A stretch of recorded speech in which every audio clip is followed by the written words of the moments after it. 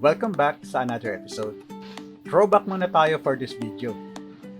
During the pandemic, halos lahat tayo ay nakulong lang sa kanya-kanya nating bahay. Kaya madami sa atin ang nakadiskubre ng bago nating paglilibangan. Isa ako sa nahilig sa woodworking noong panahon na ito.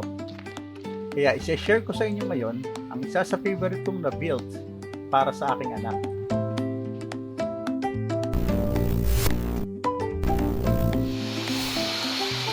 Simulan natin sa pagputol at paglagay ng grooves sa 1x6. Ito ang magsisilbing main frame ng table.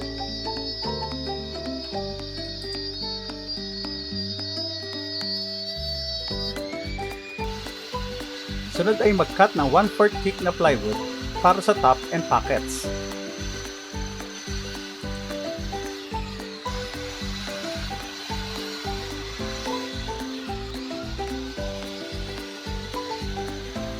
After makat ng mga nasa cut list, proceed na tayo sa pag-assemble. Ginamitan ko ito ng screws para mas madali.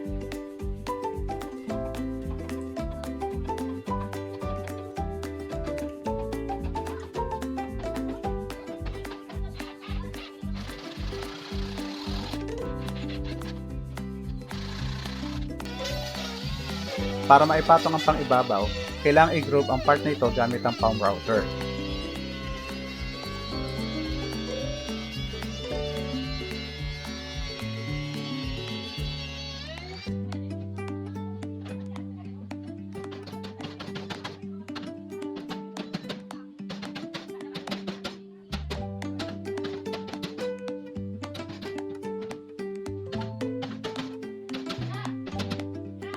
Siyempre, hindi ito table kung walang mga paa.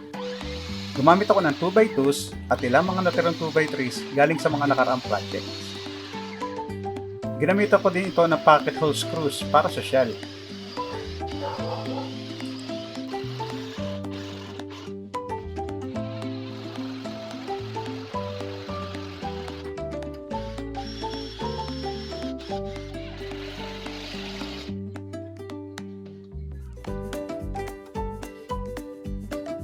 At dahil sa mga bata ang gagamit itong table, kailangan natin bilugin ang mga edges para hindi matalim.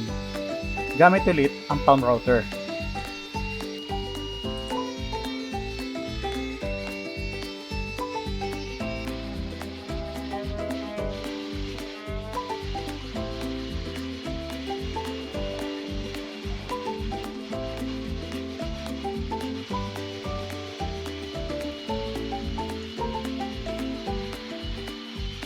Kailangan rin pala natin lagyan itong sanding sealer para mas maging smooth siya sa finishing, at ito na rin ay magsisilbing protection laban sa moisture. At huwag kalimutan magsuot ng mask pag gagamit ng chemicals. Oh, di ba?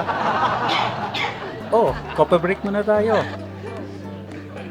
Joke lang. Gagamitin natin to as stain para mas matingkad ang kulay ng kahoy natin.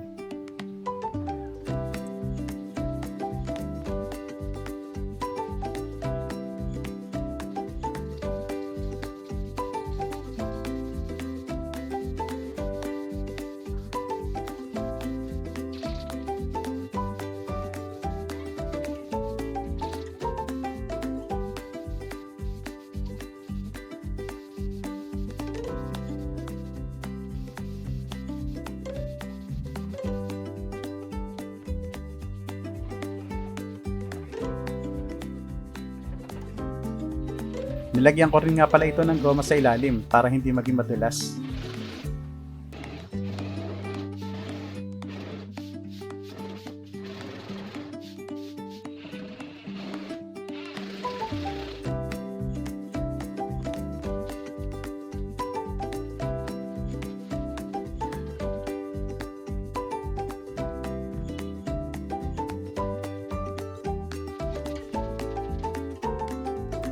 Para maikabit ang Lego mat, gagamit lang ako ng double adhesive tape para just in case na kailangan palitan ay madali itong tanggalin.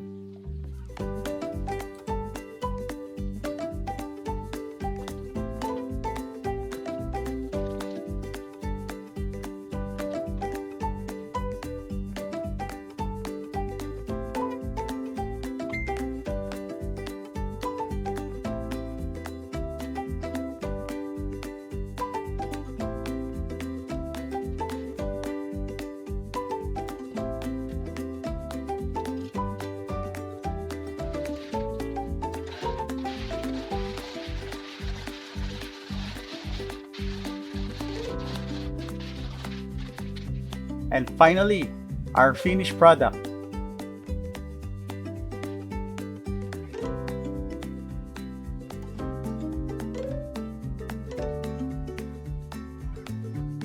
May mga bata na naman matutuwa ngayong araw.